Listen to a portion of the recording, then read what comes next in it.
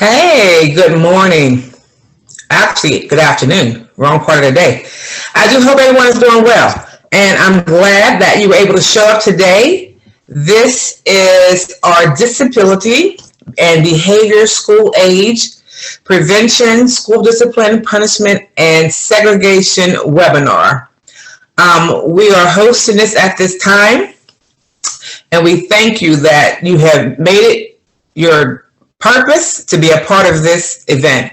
Our mission at the Pill Center is that we want you all to understand that the mission of the Pill Center is to educate and empower families to ensure that children, youth, and young adults with a disability and special health care needs lead rich, active lives as full members of their school and community. Next slide, please. This webinar and the related fact sheet created for this event are funded by the Pennsylvania Department of Health. PIL also relies on the state and federal nonprofit and private donors for support. To learn more about this, you can visit pillcenter.org. Issues with this. Next slide, please. I'm trying. Okay, you know what? We are all having a great time. So what I wanted to make you aware of is just to relax, sit back, and prepare to engage, prepare to have some questions, yet we have to do some housekeeping rules. When you have a question and an answer, we need you to make sure that you pay close attention to what this is reading. Children's privacy. We want to make sure that when you ask a question, only ask questions in the question and answers portion of the webinar.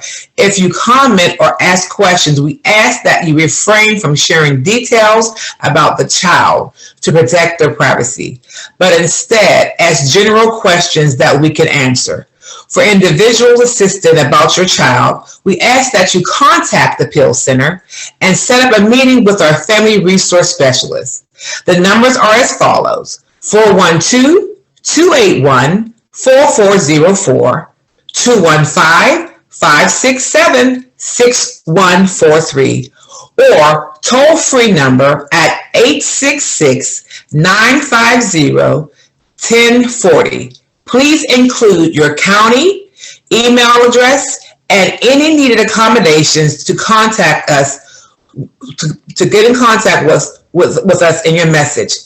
Mary, I'm going to need you to slightly move those slides up a little higher, or I have to remove one of these things because I can't. Okay, I can't do that, but go ahead. Okay. All right. We'll put it in the chat. Thank you. We have the new resource credit created for this event. These documents will share in chat and after the presentation. Was produced by the Pill Center in collaboration with the Education Law Center. For additional information, please visit the website of the Education Law Center, which offers many fact sheets and parent self-advocacy tools related to school discipline. And if our team can please put the information in the chat, Anya in particular, would be great. Uh-oh, I made myself disappear. Again, we offer this information in 8 different languages. So that's a great opportunity to share if you know someone who is in need of it outside of English. So the Disability and Behavior Prevention, School Discipline, Punish, and Segregation fact sheets are available in 8 different languages. Today's agenda. The moderator is me, Paulette Foster. We also have with us a Pill staff member. Her name is Diane Perry, an advocate, Nancy Potter, parent and student rights, a provider, Dr. Drew Hunter with Patan, Harrisburg office of the Learning Environment and Engagement Initiative psychologist. Your moderator, Miss Paulette, that's me.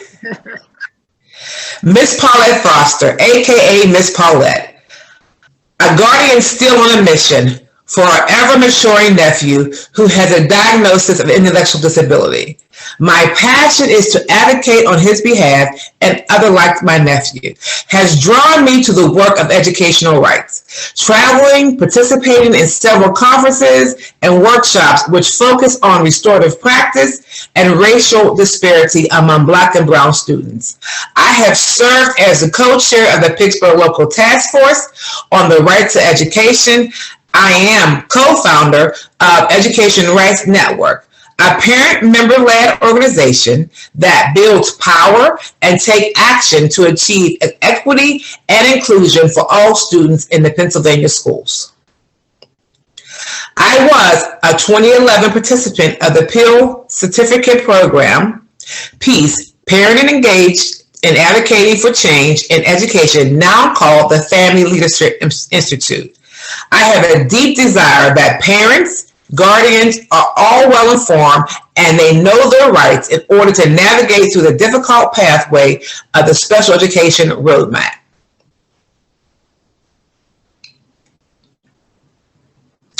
This is a little bit about me. That's my family, one part, my better half, my husband, my nephew, and this is our complete family of him graduating from high school in 2018. So that was a great victory for us. To have my nephew to be able to go through the whole process of going through elementary school, moving forward into going into middle school, when you know at the age of 11, 12, that middle school age is where it can get really sticky, and here to graduation. We suffered some things in that time frame of him going to school. That is where my advocacy really picked up, because there was a call given to me by the social worker and said, Mrs. Foster, your nephew has his third infraction, and with that third infraction, we may have to send him to Schumann Center. And I said, okay, let's pump the brakes. Let me understand how this works. So from that point, I had become involved in the Peel Center, and I gained a great deal of knowledge of how to navigate his IEP, to better understand what part we play as a team, and how to better service my nephew to make sure that what he needed in that IEP was given to him so that he can achieve fully inclusion. Also, he was a part of several activities that would have not been afforded if I didn't know our rights and how to navigate the roadmap of the special education. So I celebrate him at now 22 years old, and that we continue to be a force of sharing information to other parents to let them know that they have a voice and that they need to get services in place so that their children or child can be better served in the district and moving forward into community. Next slide, please. So this is me at various phases of my life because of what I've gained at being a part of the Peel Center, being a part of different activities, or being a part of different organizations that help me to gain more of my knowledge necessary to be a parent and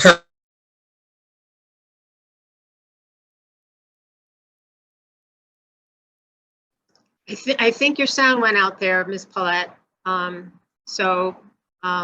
Ms. Paulette, we can circle back to you in a second. We'll just keep going through these slides.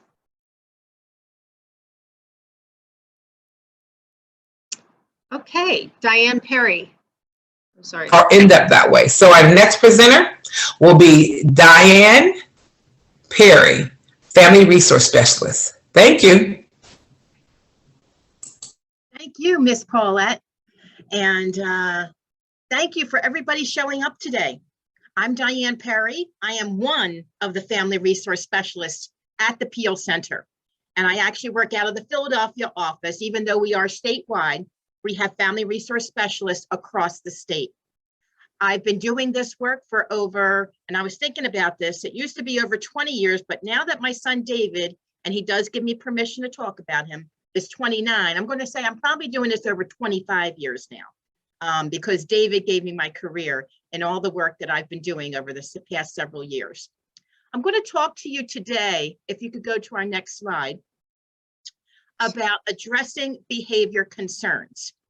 I'm going to spin off from what Ms. Paulette shared when she experienced some of the discipline concerns and issues that happened for her nephew, and what the Peel Center is here to do to help mentor and guide families and caretakers and guardians through that process.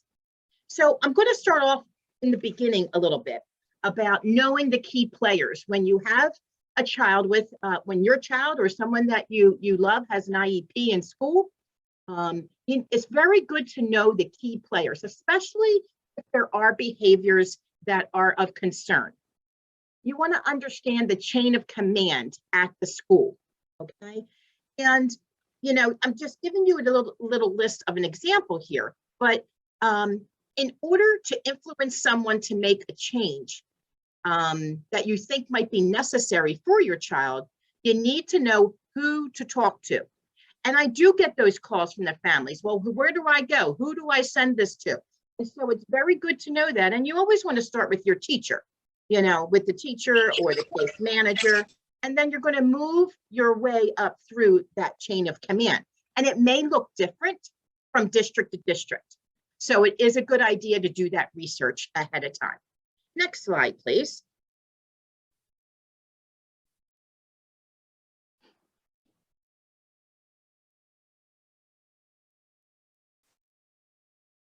I think you skipped one. Yes, there we go. Thank you. All right. So as the family member or caregiver or guardian, you know your child best. So it's really important and critical that you share information about your child with others on the IEP team. Now, I know that the theme today is behaviors, but behavior is communication. And I'm going to repeat that a few times, probably throughout my little presentation here. But, you know, there are good things about a child. You know, behavior sometimes when they happen, it's like, oh my gosh, my child is bad, my child. No, behavior is communication. So you need to make sure that the whole team, IEP team, knows your child. What do they like? What do they don't like? What kind of incentives do you do at home that might work in school as well? But what are also those triggers? And triggers can be anything. It can be an odor in a room. It can be just the way someone moves around. You know, so triggers can be very different depending on every child and what they bring to the table. One of the other things that's very important that Ms. Paulette spoke about was the IEP and understanding that individualized education plan that you have for your child, because that is what drives the supports and services for your child. In the beginning of that IEP, there's a section called the present level section. And towards the end of that is the parental concern section of the IEP. That section is really critical and important to make sure that all of your concerns about any type of behavior or anything that's going on is addressed in those parental concerns. When I get calls for families at the appeals, they'll be telling me different things, and I'm like, so did you tell them about it? Is it on the IEP? And when I look at their document, sometimes that's not written in there. So I always like to tell families and make sure they are aware of that section number one, and to be sure that they know that that is your section to address your concerns, to be sure it's in writing. Next slide, please. So the process for addressing various behaviors, and it can be any infraction or anything that might happen. But when behaviors are occurring at school, if you're noticing things, if the school is noticing, if you're getting phone calls, that's probably a trigger. If there is no behavior plan that is currently in place with the IEP, the first thing you want to do is request what's called an FBA, a functional behavior assessment. And you want to put that request in writing. And that functional behavior assessment is really key to getting the data and all the information. Like, okay, we had this behavior, but what happened prior to the behavior? What was going on? Maybe what was the triggers? And then you actually have the behavior. And then you want to talk about, in that function, in the FBA, it'll address what was their action afterwards. So that's what this FBA looks at. They term it ABC, the antecedent, the behavior, and then the consequence. That's kind of what they'll talk about. But the FBA, I do when I talk to families, I suggest that somebody who knows how to do the FBA, like a certified behavior specialist would be good, or somebody like that in that role to do that.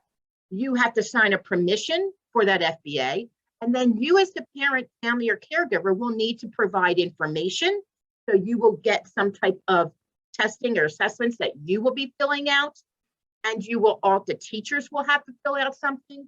There will be at least a minimum of 2 observations by the person who's doing the FBA. And then there's other testing that they do with the child, and you get the school report. From that report is the, you're going through my slides a little, yeah, I think you went too fast. If you could go back, I was still processing. So from that FBA, once you have that completed FBA, then you develop what's called that positive behavior support plan. So you need all that data and information to develop the positive behavior support plan. Now we can move on to the next slide. Thank you. So if there is already a positive behavior support plan in the IEP, then the team might consider looking at the plan. Is the plan actually being followed consistently and with fidelity? Does everybody know what's in there to how to support that child? What are the goals? What are the specially designed instruction to assist that child? Is the plan working for the student? And it might not be. And if it's not, then you may want to request a new functional behavior assessment so that you can get that current data of what's going on, and to bring someone in as a consultant, a behavior specialist or some sort, to kind of look at this and talk to the team and see what's going on, if they can provide better supports for the student to decrease those behaviors. Next slide, please. Now, if behaviors are continuing, you may want to reconvene the IEP team and discuss any changes. So does the IEP team need additional information? Or maybe resources, for them to be successful, because that's the key. Every time there's behaviors, they're losing that education, right? So they may fall back in their academics, and we really don't want that to happen. So how can we best support that child to be successful still academically, even though we have these behaviors that we need to be talking about? And advocating for all this is a skill, but it can be learned. Advocating for your child, for whoever you're supporting, is really key. And sometimes it becomes harder because it's personal. This is my child, and I've been there. The adrenaline starts going as a parent, when you're talking about behaviors, and it could be emotional. So it's really good for you to utilize these resources that you're going to be getting in this webinar, so that you have the rules and the laws and the policies that would better support you as you go through this process. You can also, if it's not being followed, you always have the option to file a complaint with the Bureau of Special Ed. Next slide, please. So when behaviors escalate, if the behavior results in a disciplinary change of placement for a student who is receiving special education services, this includes a student being excluded from school for more than 10 school days in a row, or for more than 15 school days in one school year, or when those days 11 through 15 constitute a pattern of exclusion, or for any one school day for a student with an intellectual disability. There is something called the manifestation determination. And this is a card. This will be a handout for everybody. But the manifestation determination is a process that you need to go through before you make that disciplinary change of placement. Because there are 2 questions you need to answer when you go through this manifestation determination. One is, Was the behavior caused by or directly and substantially related to the student's disability? Because sometimes those behaviors are a manifestation of the child's disability.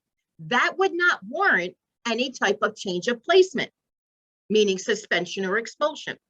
The second question is, was the behavior the direct result of the LEA, the school district's failure to implement the IEP? So, earlier when I was talking about that positive behavior support plan, what were those things that the school and the school team was supposed to be doing to better support the child? Were they supposed to be there? Whatever the behavior was there something within that positive behavior support plan or the IEP that was not being followed? And that is why the child's behavior or incident occurred. So that's why you want to have a manifestation determination. This is something that the school district should prompt, but if they don't, again, it's important for you to know your rights. I will also say, even though it is listed on here, the various times you must have a manifestation determination, you can also have them just if your child is getting suspended a few times, even if it's not up to the 10 days. I have suggested to teams, let's have the manifestation determination, because then having that conversation to answer these two questions and to really hopefully get to the core of what's going on with the child and maybe make adjustments, because that's what would happen. You would reconvene, you would make adjustments to the IEP or the positive behavior support plan, or a new FBA may want to happen. Next slide, please. So becoming an effective team member is really important. Earlier, I talked about communication, right? Yes, behavior is communication. And it's also, you need that good communication with the school district and the family. You need to be working in partnership. And the Peel Center has this as a handout on our website, and we can also give it to you as a handout. The communication tips that we have kind of talks about earlier that chain of command, and where you can actually write in who those people are for each person. You want to be able to know your child's rights, and some of that is also in this handout, just to give you some different tips. And then there's also something called you want to handle conflict constructively, right? So it's not going in screaming at a meeting. It's trying to figure out how can we work collaboratively, even though we have these behaviors going on, and some of them can really be difficult to work through. But you have lots of supports, you have lots of laws and policies supporting the child and the family to go through some of these behaviors. There's also videos on our website, Rights Done Right videos, which will help you understand and gives you different scenarios to go through, like what can I do in this situation or that situation? And it really helps you prepare for any of these type of hard meetings that you may have to have at the school due to any type of behaviors from your child or young adult. Next slide, please. So some team meeting tips. If your meeting becomes too difficult or it's emotional, it's okay to say, you know what, I need to take a break. It's okay to do that. Can we pause here, go get some drink of water, compose yourself, and then you can come back to the table. Sometimes that's okay to do. Maybe you may need to come back together another time. Maybe you've talked enough already today and you say, you know what, this is, and we reschedule for tomorrow or the next day or something, because sometimes it does get too emotional. It's okay to ask for that. And then because, the reason being is you really want to stay focused on your child's needs, right? So, and with all these emotions back and forth, sometimes that child that you're talking about and discussing gets lost in that shuffle, and you're really not focusing on that. It might be somebody's, agenda or this or that. And no, we want to stay focused to the child. How can we best support this child in order to access their education and progress academically and decrease these behaviors? Because what you want to do is you want to decrease them, but you're also, these different plans, the positive behavior support plan talks about replacement behavior. How can we replace that behavior. We need to work on that as well. So there's a lot that goes on. And I know I could probably go on and on and on about this, but I'm going to go on to my next slide because I know we have other presenters with great information. And here are just some websites of resources that will be given to you as well. And these will also help you through the process of figuring out where you need to go when your child or young adult has some behaviors. And of course, last resort is always contacting us at the Peel Center. Me and my colleagues, the other family resource specialists, are all here to help you and guide you and mentor you through that system, as we did for Miss Paulette, as she said earlier in the webinar here. And I think, I'm not sure if we're open for some question and answers. I'm not sure if we're doing that yet, or Mary. Yes, we are. So Miss Paulette, and I think this is, if I can just direct this directly to Diane, if you're okay with that, unless you can read it in the chat about the FBAs. There's a question here. I don't know if you can see the comments. You want me to read them? Yeah, the FBA comment there. How does a parent? Okay, let me find it. I see. Okay. It says, how does a parent bring to the table best practices for FBAs? Are truly trauma-informed, brain-based, and skilled focus versus all behaviors are attention-seeking, which is the norm in FBAs? And when does the school need to take into account at-home behavior to build appropriate accommodations? That's a lot to unpack, and thank you for your question, Ursula. So, and that's a really good question, because you're right. I think a lot of school teams and a lot of schools do focus on, that this is attention seeking or it has something else to do, when really there is more to it. It is about trauma informed and brain. So, my suggestion would be, if the parent or family member has any type of medical documentation from doctors, because I said earlier in my presentation about making sure that the team knows your child, knows all the information, and sharing that with them. So if there was some type of trauma, and if there is a particular doctor or somebody who is assisting that child, it's important that the whole IEP team knows, and it becomes multidisciplinary. Maybe you can even bring those specialists to an IEP meeting. So, because you can bring anybody to an IEP meeting that has information about the child to help them succeed. So that might be another angle that you may want to take, and is invite those people who are experts in those fields to an IEP meeting, so that the whole team is on board and understands that a little bit better. So Okay. helps answer your question a little bit.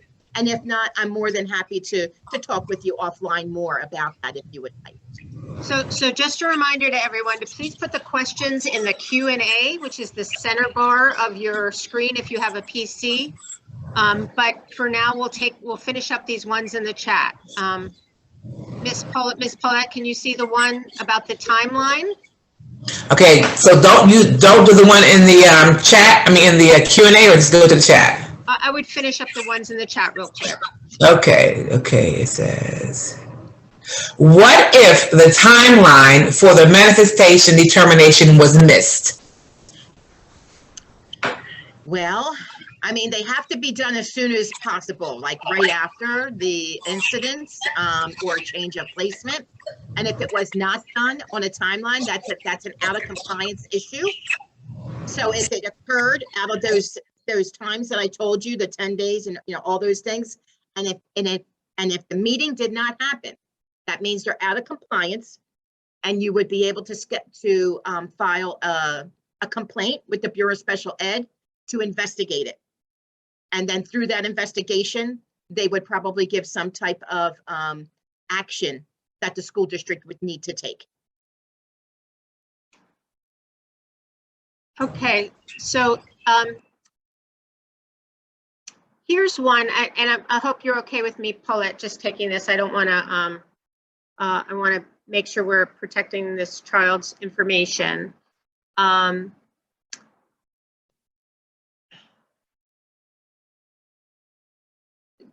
I think this is a more, Melissa, to your point, I think this might be a more specific question and maybe to ask the psychologist later on in the presentation, your question. There's a question, what about behavior on the bus? Who should help manage this? That is the school district's responsibility. That is the school district traveling with your child who offers that service, that related service. So it's the school district and the IEP team to address behaviors on the school bus. Okay, so I think that's it for now. We could probably move on to the next person, and then please save any additional questions for the next speaker or for the end of the session. I can also try and answer some in the question and answer chat. I'll go in there and see if I can answer some of them that way directly too. Sounds like a plan. So next up. Next up, we have Nancy Potter. Welcome, Nancy. Thank you so much, Ms. Paulette. And thank you all so much for having me here today. I'm going to talk a little bit about student rights, which is my area of expertise, and then about what to do when those rights or processes aren't followed. So if you can go to the next slide, please. So whenever we talk about the rights of students with disabilities with regard to discipline, we want to start by talking about what are the rights that all students have with regard to discipline. And everything that I say now is equally applicable to our students with disabilities. And then after that, we'll talk about some specific special rights that students with disabilities have. Next slide, please. I want to note that the Peel Center has put together a wonderful fact sheet that you all are going to have access to called School Discipline of Students with Disabilities. My bullet points here are kind of the main themes from that fact sheet that I'm going to talk about, but I want you to know that that more in-depth resource is available to all of you. The very first thing to know is that all students walk into a school building with certain constitutional rights. And Mary's adding that this fact sheet was put together with the support of my good friends at the Education Law Center, who of course are a wonderful resource for all of us. So all students walk into a building with constitutional rights. Rights around free speech, rights around due process, rights to be free of unreasonable searches and seizures. Those apply to all students. And at the end of the day, schools are only allowed to discipline students for behavior that's at school or is somehow related to school. So that means schools can discipline students for behavior that occurs going to school, coming from school, at a school-sponsored event, or when that conduct has, I'm going to use quotation marks, a substantial impact on the school. Most often we see those kind of substantial impact situations happening when there's some sort of social media, online, bullying or something like that. All the rules that your student is supposed to abide by must be published and provided to families. And for families for whom English is not the preferred language in your home, you're absolutely entitled to receive those rules in your preferred language. If your student gets in trouble for something that doesn't appear in those school rules, a student handbook, code of conduct, something like that, that's not allowed. They're not allowed to be disciplined for something that isn't laid out specifically as being against the rules in those written school rules. Now, if a student receives some sort of an in-school discipline, like a in-school suspension, something like that, or a suspension that's less than 3 days, the parent or guardian has a right to know when and why the discipline is happening, but there's not any sort of a hearing or a meeting required in those situations. Now, under the law, in Pennsylvania, if a student's suspended for more than 3 days, but less than 10, the student does have a right to an informal hearing. Those informal hearings look very informal at times. Sometimes they're just a phone call. Sometimes maybe they're a Zoom. Sometimes it's a go into the school and have an in-person meeting. But those informal hearings are opportunities for the parent to ask questions about the behavior that triggered the discipline, questions about the school's response to the behavior, and also to provide any information that you'd like to provide. If a student has been suspended from school for more than 3 school days, I'm sorry, that's what happens when a student has been more than 3 days. Now, if we get up to 10 days or more, technically in Pennsylvania, we call that an expulsion, whether it's for 11 days or for an entire year. And those students are entitled to a formal hearing and a hearing decision. And once a hearing decision is made, those can be appealed to the Court of Common Pleas. So this is for any student, regardless of whether they have status as a student with disabilities or not. There are specific timelines around, how quickly these different types of hearings have to happen. But in general, they just need to happen within the amount of the suspension before the end of it. If a school for some reason isn't able to hold that informal hearing or meeting, then the student is entitled to return to school. They can't put it off until the meeting can happen. Okay, next slide, please. Okay, so what about our students with disabilities? Now, next slide, please. Students with disabilities, in addition to all of those rights that we just described around school discipline, they have additional protections that schools need to follow in certain situations. Oftentimes, I will get phone calls from families saying, my student has an IEP, the school's not allowed to discipline my student, they're not allowed to suspend them, and that's just not true. Schools are allowed to engage in the school discipline process with students with disabilities, but we're going to talk about what some of those special rights are. So first of all, it's when we're talking about students with disabilities, we're certainly talking about students with IEPs, students with 504 plans, but we're also talking about students who may need an IEP. So that could be a student who's already in the process of being evaluated for an IEP. That could be a student who a parent has made requests for special education or requests for an evaluation and that process hasn't started yet, or they haven't been offered the right paperwork. It could also be a student who the school staff has repeatedly expressed concerns about that student's behavior at school. So it's not just our students with IEPs. I like to say it's students who have disabilities or students who are thought to have disabilities who are entitled to these protections. Our students who have intellectual disabilities, they have a higher set of rights than other students with disabilities or IEPs. For example, a student with an intellectual disability cannot be suspended for any amount of time without agreement from the parent, the State Department of Education, or some sort of an order from a hearing officer or a judge. If a school wants to suspend a student with an IEP for more than 10 days in a row, or 15 days total in one school year, then the law considers that to be a change of placement. And any sort of a change of placement would require that manifestation determination that Diane spoke about a little bit earlier.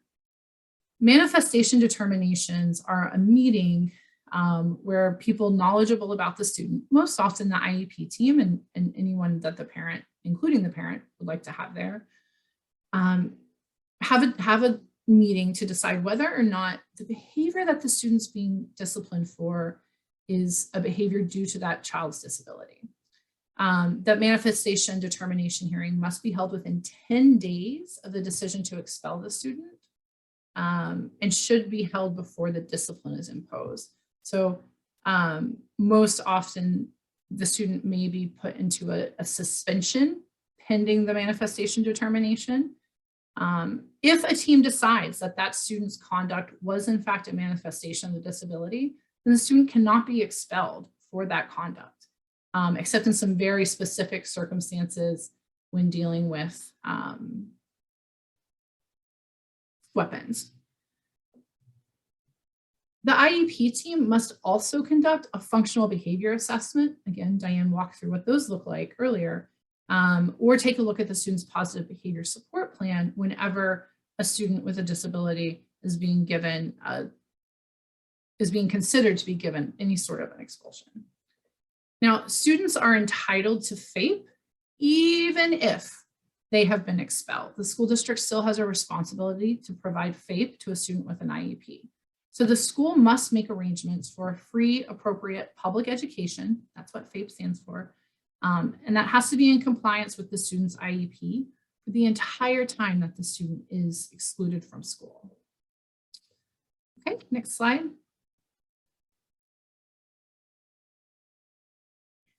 So I know that was a really fast overview of what those rights are.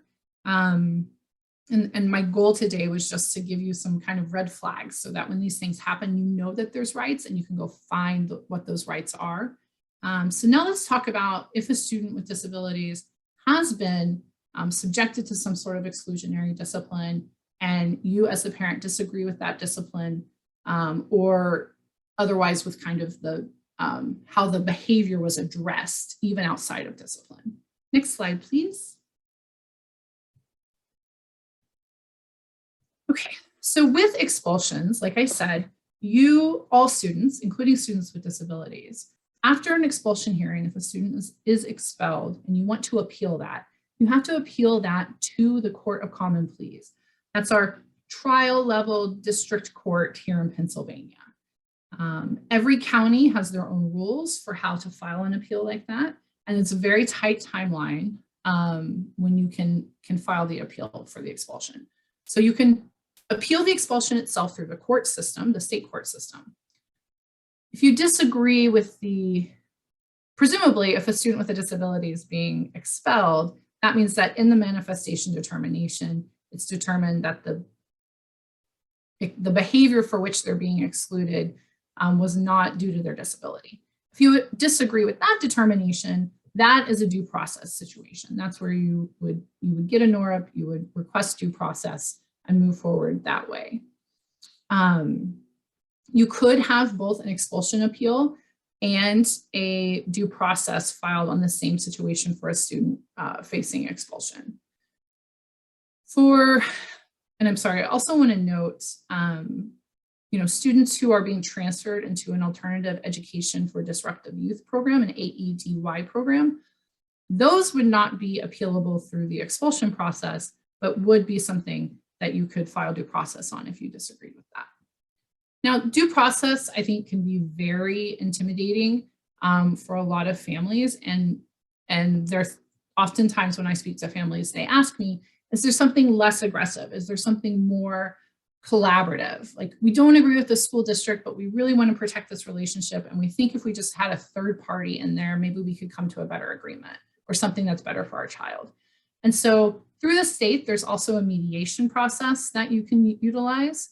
There's also, perhaps you believe that due to the behaviors that led to the discipline, that there needs to be some changes made to the IEP. If you're not able to do that through an IEP meeting and there's still some disagreement, you can engage the IEP facilitation process. Again, to have a third party come in and kind of serve in this role to facilitate how can we change this IEP, including a positive behavior support plan, to better address these behaviors so we don't end up in situations where the school is disciplining the student. And then the last kind of resolution process that's available are other types of administrative complaints. So of course, Diane spoke earlier, in Pennsylvania, you can file a state complaint, a compliance complaint with the state when you believe your school's out of compliance with the law. That's different than going to due process. Another administrative complaint would be something like a Section 504 complaint.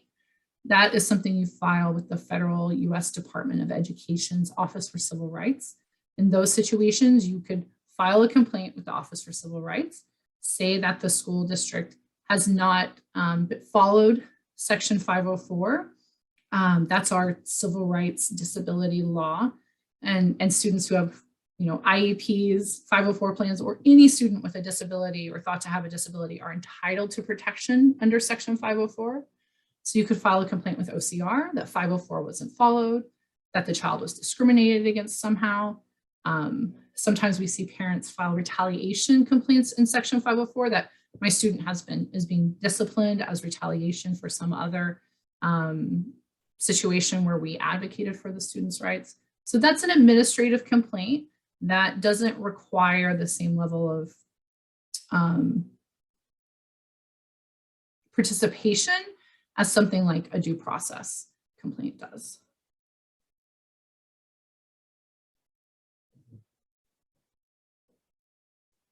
And I believe that's yes.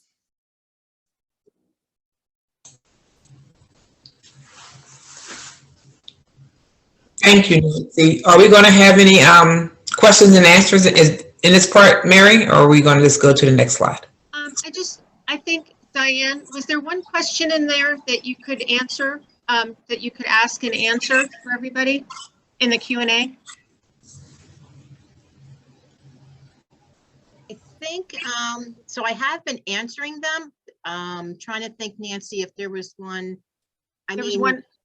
There was one about FAPE. Can you talk a little bit about that? Yes. In a general way. Yeah, thanks. Yeah, absolutely. So providing FAPE for a student with ID and behavioral challenges, if staffing or the educational setting doesn't have current availability. And so the question is, what would be, how would you guide a family in a situation like that, because of staffing shortages and not being able to provide FAPE. So for example, the child needs to be in a more restrictive setting or have different supports and staffing's not there. So they put the child in more restrictive setting. So Nancy, have you had any cases or any discussion about, due to staffing shortages, that the child is not receiving FAPE? Does that make sense? It does make sense. And, we are seeing this all the time right now, both in in this kind of behavioral sense, but otherwise, pragmatically, of course, a school can't make that staff person appear the next day to meet those needs, even if that's what we really want them to do. So what I have been advising families on is just document. Email yourself, text yourself, make sure you're keeping track of, we can't have this service because staffing was not able to be provided, making sure that positive behavior supports and IEPs aren't changed due to staffing. You could certainly have noted in the IEP that the school's not providing that service at this time due to staffing, but is looking for staff. You don't want to agree to decrease services because of a staffing issue. I think that families need to continue to advocate and continue to document it for kind of a down the road situation of compensatory education as needed. Also, the failure to provide the supports or the staff that child needs to receive a FAPE, and then that child engaging in some sort of behavior that leads to discipline, is a really good argument that student should not be being disciplined for that behavior because it's due to a denial of FAPE, which would be part of a manifestation determination. You just have to keep, unfortunately, documenting it and pushing the issue. These are things that you can report with a state compliance complaint, those sorts of things. But I don't have a magic wand answer for that right now. And I know all of us on this speaking today are seeing this. Staffing is a huge problem. Then there's one question that I saw pop up that I did just want to mention about bus and transportation in school discipline. Just in general, students are not necessarily entitled to transportation. So unless your student needs transportation to get FAPE, they don't necessarily have the protections of the private bus company makes around whether to or not to discipline a student on a bus route. So you want to make sure that, again, if your child needs it for FAPE, that it's being documented. If your child needs assistance on the transportation, to get to school to receive FAPE, that's all documented in the IEP. That's a good point, Nancy, because there's also, you're right, some districts do have their own district transportation. So it is their own buses and their own employees, but then there are districts across the state too that do use other busing companies. So there is a difference between both. Thank you.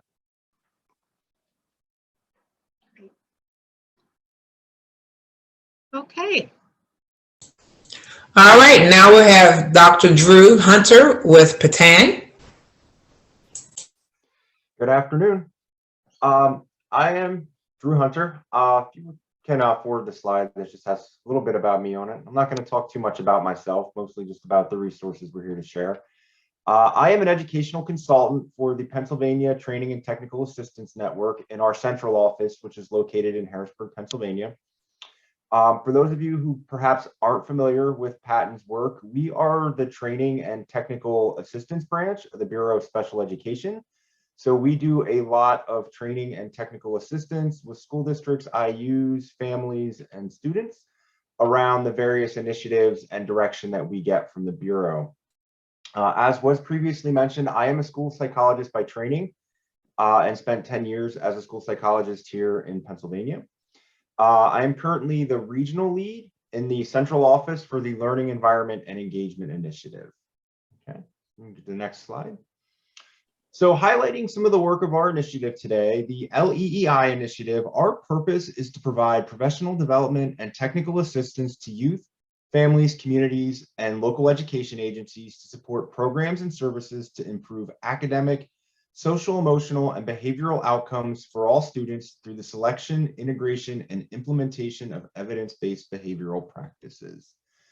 So that is a mouthful, but we do try to work on comprehensive supports for student learning environments, including things from social emotional learning, positive behavior supports and interventions, discipline and suspension practices, school climate, etc. So we do try to provide a comprehensive array of supports to schools, IUs, and families around supporting students with disabilities in the least restrictive environment. All right, and next slide. So what I've really prepared for you today, in collaboration with our co-statewide lead, Shonda Tulane, who couldn't be here today, that's okay, is a Padlet. And I believe we have the link to the Padlet here, and I can probably throw that in the chat if you want to just see what those resources are. It's only going to go to the hosts and panelists, though. Oh, I can send it to everyone. Here we go. And I believe it's on the slide there as well, and we have the QR code. And what we've done is kind of pull together a collection of resources. Most of these resources, I think I would say all of them, unless it's a link to an external website, are housed on the Patan website with tons of other great resources. But these are some that really kind of tie into the conversation we're having today around kind of preventing disproportionality and segregation in school discipline with students with disabilities. So our hope as an initiative, again, is just to provide resources to schools to support the implementation of best practices that we know promote positive student outcomes. And some of the resources we put together here are really to help you advocate for your child by being kind of just aware of special education procedures and processes, as well as some best practices that are out there available to support students with disabilities. So I know one of the things we are doing a lot of work around in the Patan system and the state in general is increasing graduation rates. As was mentioned earlier in the presentation, you know, graduation rates for students with disabilities are lower than, you know, their peers. So we do have some resources and work around early warning systems, identifying students who may be at risk for that, and some supports that can be put in place for those students as well. We have a lot of resources just about the special education process itself. We have some Q&A, some timelines. We have some annotated documents to help you understand evaluation reports, reevaluation reports, and IEPs, what information you know, should be in those documents. And the whole point of that is being to help you as parents understand those documents so that you can participate as fully as possible in those processes. We also do a lot of work on the initiative statewide with positive behavior interventions and supports, which is a multi-tiered system that, when implemented fully, has really been shown to enhance student outcomes in a variety of areas. Improved academic performances, decreased office discipline referrals, improved academic engagement with students. You can see a decrease in restrictive placements for students, and just an improvement in the ability of schools to support students with inclusive practices when PBIS systems are implemented with fidelity at all 3 tiers. And some other resources I have collected on the Padlet there as well relate to disciplinary inequities. So highlighting some of the work we've done around the alternative to suspension and expulsion training that we provide, in addition to some resources related to manifestation determinations, and other things that relate to exclusionary discipline there. And then I would say too, one thing I did forget to highlight when we were talking about the PBIS stuff is we do Pennsylvania, the link is on there to the Pennsylvania Positive Behavior Support website, which is our state network, where we work with IUs and other entities to provide a network of technical supports to schools to be able to implement PBIS with support and fidelity. Also in that positive behavior support, I do have some worksheets around FBAs. I know there were some questions around that earlier. And we have just kind of an informational document on FBAs, as well as an annotated positive behavior support plan, which I think is really helpful in understanding the essential components of that plan and what should be in a good FBA and a positive behavior support plan. And finally, I've highlighted some resources around equity. We do have an equity initiative at Patton, and the state has done some work with equity as well. So the link is there to the Equitable Practices Hub, which has a lot of information for schools and resources around doing equity work in their schools, knowing that equity work does extend to students with disabilities, as well as a multitude of other students who are currently experiencing perhaps disproportionate outcomes in our schools. So if you want to just check out the Padlet, and I can highlight just some of the documents that we have on there. And that's really all the information I had to share, was just some of these informational documents. You as parents are also free to attend any patent training as well. If you wanted to attend that for your own kind of personal knowledge and benefit, you can check our training calendar out. And if you see something on there that's open to the general public that you would be interested in attending, you are welcome to do that as well, I believe. So. Great. So were there any questions for Dr. Hunter? I saw one specific. I think it's going to be a little bit more advocate driven. I know people like the resources. Yeah, and again, this is just a small sampling of what we have on Patton's website relating to directly what is here today. If you can get on there and find tons of resources related to family engagement, reading, math instruction, lots of things, you know, that can support you and maybe understanding and advocating with your school to get your child's needs met. Great. Also, it's good to, as a parent, advocate, to make yourself available to attend some of their meetings or videos, because that way you can have a conversation and you can see more information. This is just a snippet to get you drawn in. The rest of it is for you to really be a part of the creation of your child's better life. Okay?